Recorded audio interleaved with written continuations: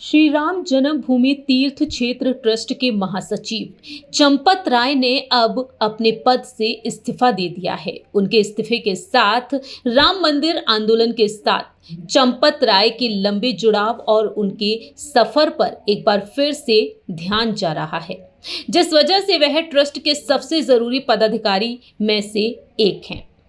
साल 2020 श्री राम जन्मभूमि तीर्थ क्षेत्र ट्रस्ट की जिम्मेदारी संभालने से पहले चंपत राय आखिरकार क्या थे? इन सवालों पर अब हर किसी की नजरें बनी हुई हैं। हर कोई जानना चाहता है चंपत राय के प्रोफेशनल करियर की शुरुआत आखिरकार कैसे हुई।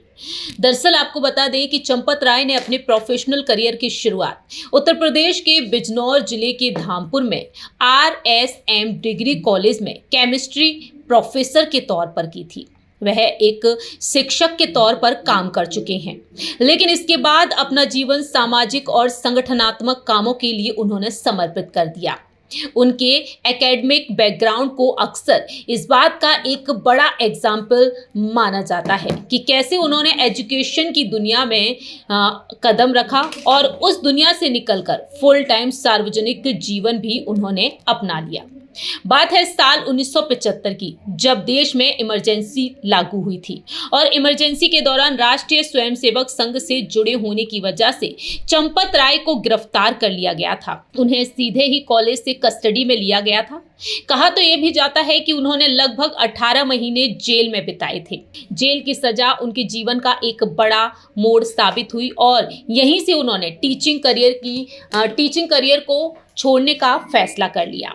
वहीं जेल से बाहर आने के बाद चंपत राय ने सरकारी टीचर की नौकरी छोड़ दी और फुल टाइम राष्ट्रीय स्वयंसेवक संघ प्रचारक वह बन गए। RSS में वह शामिल हो गए और आने वाले सालों में संघ द्वारा जो भी जिम्मेदारियां बड़े पैमाने पर उन्हें मिली, वह उन्हें बखूबी संभालती हुई नजर आई।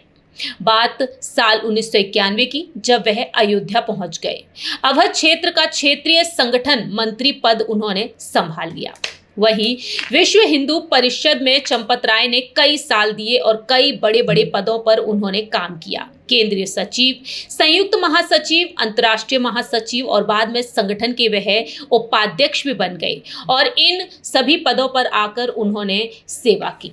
विश्व हिंदू परिषद में उनके लंबे प्रशासनिक अनुभव ने एक असरदार ऑर्गेनाइजर और रणनीतिकार के तौर पर एक अलग पहचान बनाई और उसे मजबूती दी। चंपत राय कई दशकों से राम जन्मभूमि आंदोलन से जुड़े रहे, इसके लिए उन्हें जाना जाता है।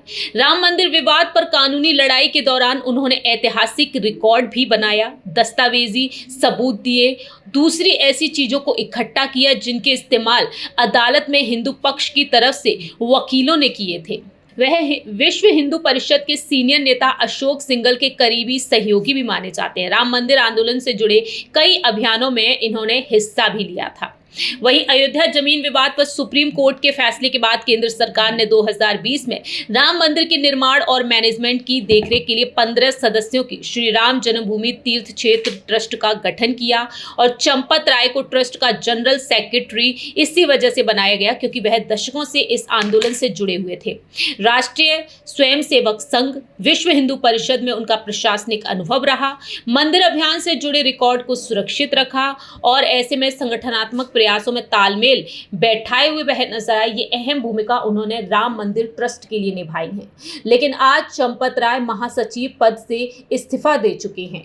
चंपत राय के इस्तीफे पर भी लगातार चर्चाएं होती हुई नजर आई हैं और अब योगी सरकार के नेतृत्व में राम मंदिर के चोरी चढ़ावा मामले पर जो फैसला लिया गया है, ऐसे में देखा जा रहा है कि अब इस मामले में और भी क्या कुछ अहम सबूत सामने आ सकते हैं।